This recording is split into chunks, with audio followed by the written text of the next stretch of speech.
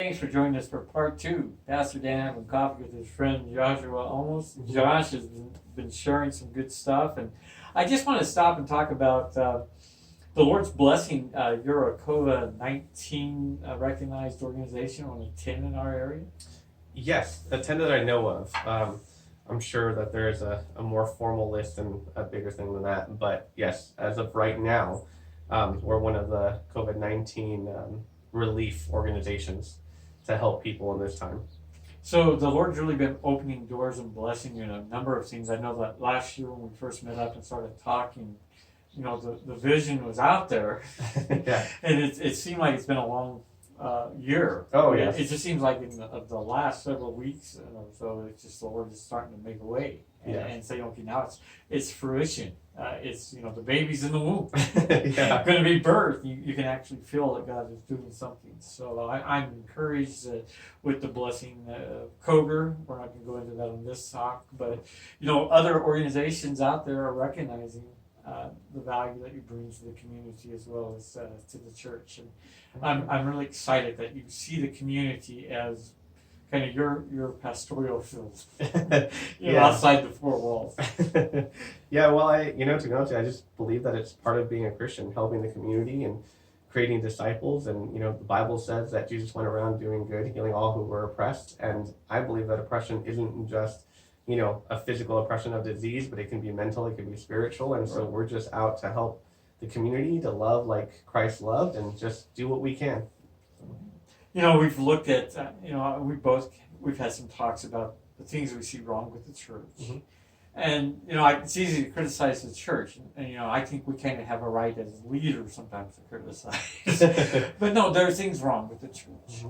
But I think one of the things is, instead of just complaining about the church, is what can I as an individual begin to do to make the church better? Right. And I think that's one of our areas of growth that's needed in the church. Exactly.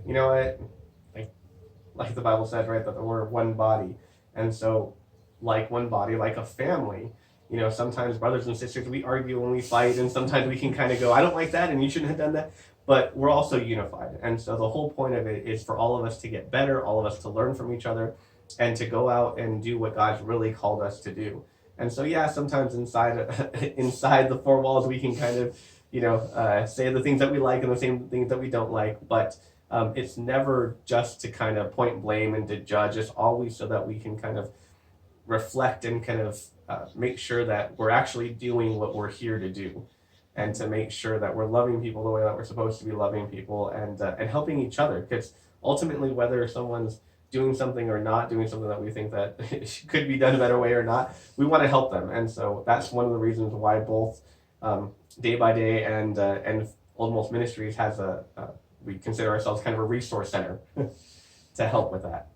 Yeah, as we look at things that go wrong, I think, I could criticize a seeker-friendly church.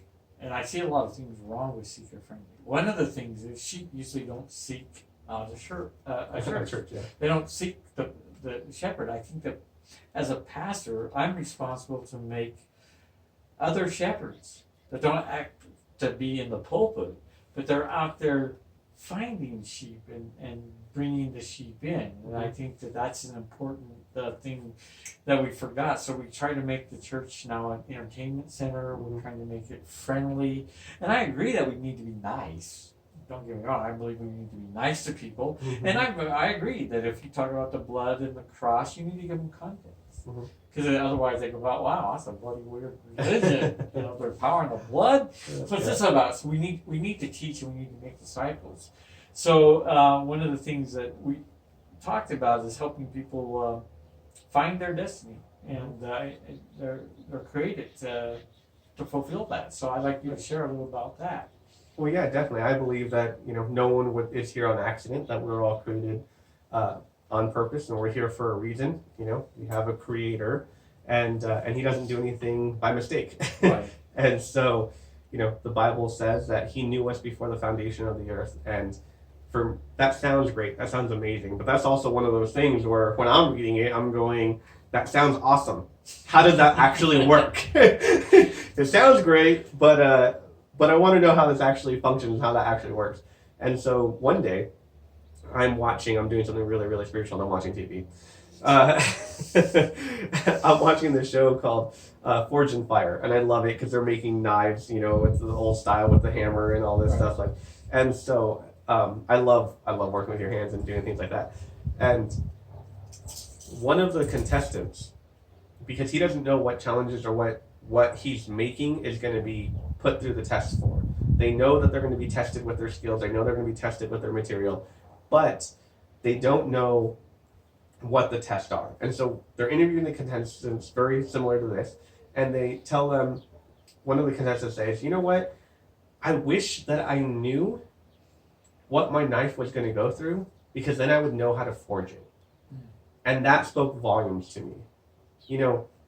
I really believe that because God knows what you're going to go through, what challenges you're going to face, what trials you're going to have, that he knew exactly what to put in you. He knew exactly how to make you and how to form you for what you were here to do.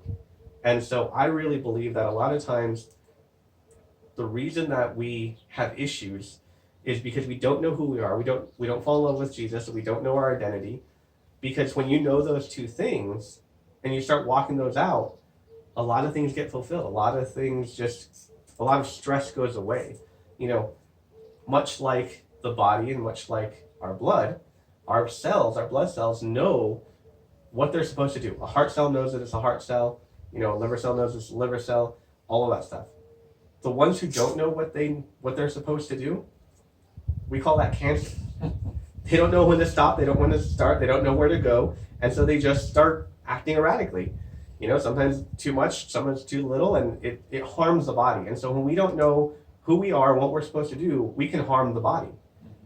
And that harm, a lot of times we try to put Band-Aids over it instead of actually sitting down with someone and going, hey, let's walk this out together. Because I believe that's the way Jesus, it was his example. He walked a lot of those things out with us.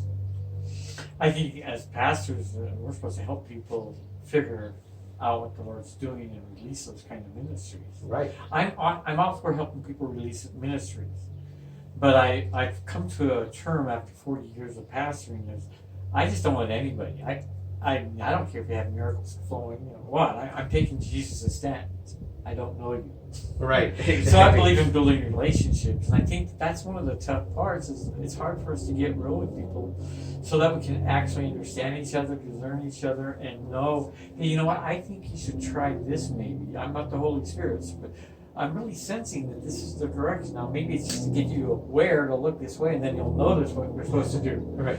But I think that as pastors, if we just make people spectators, I think that's where we end up with a lot of the tumors and the cancer cells in the church, because we don't help people find their identity. Right. We don't teach them how to fall in love with Jesus. We give them all the 10 suggestions. Yeah.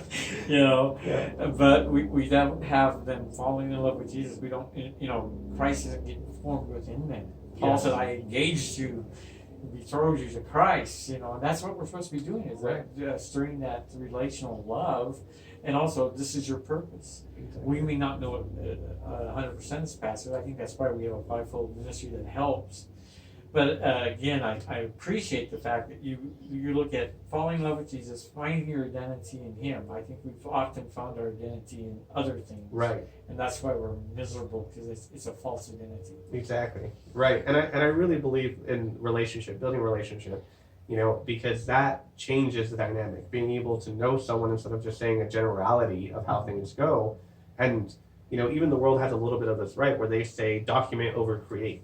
And I believe Jesus was the one who did that first. He said, call the disciples to walk with him, and they lived a life with him.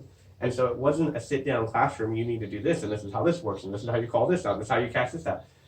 He led by example. And that's hard to do without the relationship. Right. And that's hard to do if you're not following Jesus yourself. Exactly. So I can see why sometimes as pastors, if we haven't matured enough, we can only lead the people so far, and then we want to keep them stagnant instead of releasing them maybe to a more mature teacher or leader. Right. I mean, we're part of. I get that's tough as a pastor, but sometimes you have to know your limitations. As a pastoral counselor, I had to know my limitations, what was medical and what needed other people to be involved with. Josh, it's been great talking with you. We're going to get back together as soon as we can. Thank you, my friend, for showing up. And we'll try to put all your information underneath that as well. And with Desi's help, who's been filming us, Yes. our co-pastor takes care of our social media. She and I are going to learn how to put cards behind our YouTube. So, Great. Lord's blessing on you. Have a great, beautiful day.